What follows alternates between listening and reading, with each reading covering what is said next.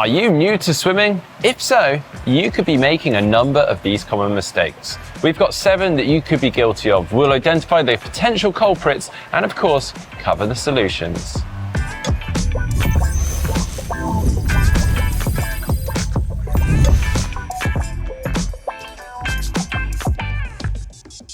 Do you get to the pool, dive in, and just keep swimming? Is it only exhaustion or time available that causes you to stop? You count your lengths, tick them off, and think the job is done. This has to be one of the most common swimming mistakes, and I guess I can understand if you're coming from a running or cycling background or have some experience there where you can just head out for a steady run, a steady, continuous ride, then it makes sense to mirror that when you come into the swimming pool. But the problem with swimming and the difference is that it's so incredibly technical, meaning that as you start to swim further and continuously, you start to fatigue, and it's harder to hold that technique together. So when that technique starts falling apart, you are then just essentially reinforcing that bad technique. So the solution here is to quite simply just break the swim up into bite-sized chunks. So having a structured swim. So your head's to swim with a goal, with an aim in mind. So you'll do a warm-up, a main set with some focus in it, which will also be broken up into some bite-sized chunks, and then a warm down. Now, one of the common complaints I hear from people is, well, I'm not covering as far as I would have. And that's true, you probably aren't going to, but it's going to be a far higher quality swim with much better technique. Do you get in and just go flat out until you're so out of breath that you just have to stop because you're gasping for air at the end? Then just go to repeat it all over again. Now, I can understand if the pool is cold, you are likely going to want to jump in and swim pretty fast to try and warm yourself up.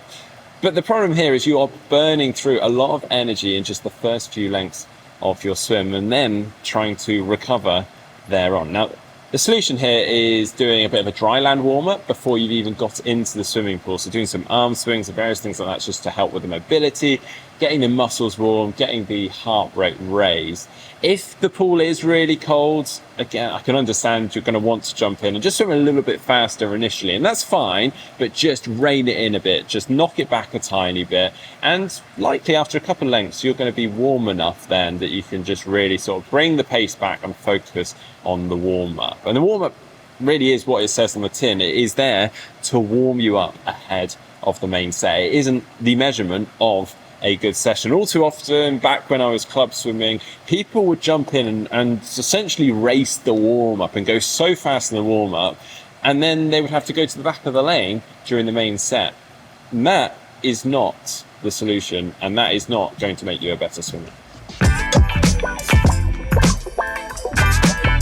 Now, another common mistake that we see happening all too often, and often happens without people realizing, is lifting their head to breathe. Now, as we mentioned already, swimming is an incredibly technical sport, but then you throw the breathing element into that as well, and it's an absolute minefield. Now, you are swimming along with your head in the water for a few strokes. The natural urge is to want to take a big breath.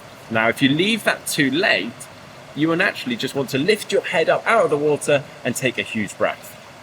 Instead, remember to breathe every 2 or at least every 3 strokes to limit the feeling of being out of breath, and then work on rotating your body and head to the side to take a breath. Lifting your head high disrupts the stroke and causes your legs to sink, making the whole thing a lot harder.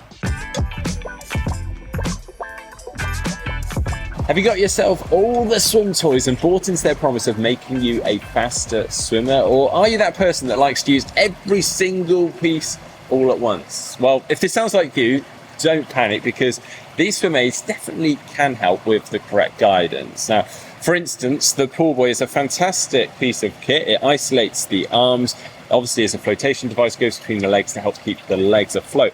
But that is where we can fall into trouble, because it can actually act like a bit of a masking agent. For instance, if you normally have sinky hips and legs, then popping a pool buoy in is going to actually help that, and you're going to find swimming with a pool buoy easier. So make sure that you are swimming without these tools at times too. A snorkel is also a good example. Fantastic for working on technique, but also make sure that you're swimming without it so that you can practice the breathing element of the freestyle stroke too. Now, if you want some advice on how to use all these bits of kit, then do make sure you check out one of our essential swim kit videos where we'll explain all that.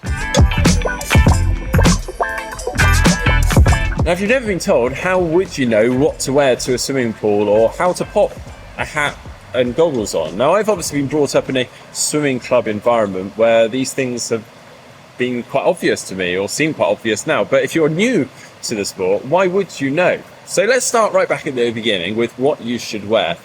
So you absolutely can wear a pair of board shorts or your holiday bikini, and that's absolutely fine. But if you're taking swimming a bit more seriously and maybe want to go a little bit faster, then I would definitely recommend a proper swimming costume that's fitted and therefore is going to create less drag through the water and probably just be a little less irritating as well.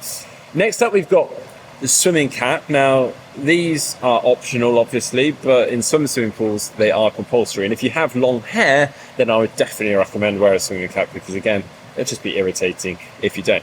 Now, you've got a couple of options as to what you go for. You can get a latex or silicone cap, like I've got here. I'd probably recommend staying away from those fabric caps. They're probably only really suited to head-up swimming or showering or something like that. And then moving on to the goggles. Now, normally with goggles, they have a correct way up, and that's normally shown by the nose piece. So that should go up and over the nose piece like so. And then when it comes to fitting them, they want to be tight enough that they're not leaking water in, but equally they should be so tight that your eyeballs feel like they're popping out inside them and they leave goggle marks for the rest of the day.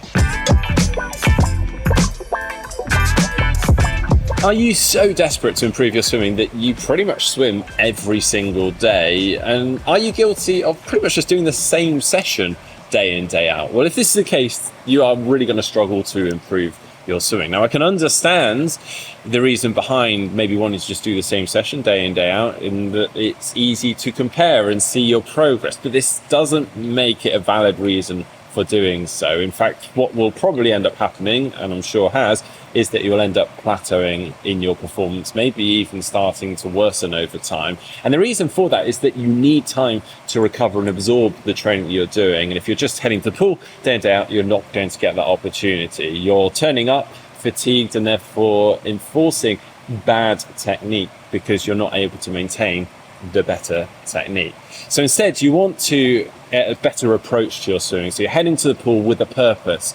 So that might be that one session's a longer rep session, another is a shorter rep with speed in there, another one might be all about technique. So you've got structured sessions and a purpose for each of those. So if you want some tips or some inspiration for those sessions, then do make sure you check some of our videos out where we have actually provided some of those for you to go away and try.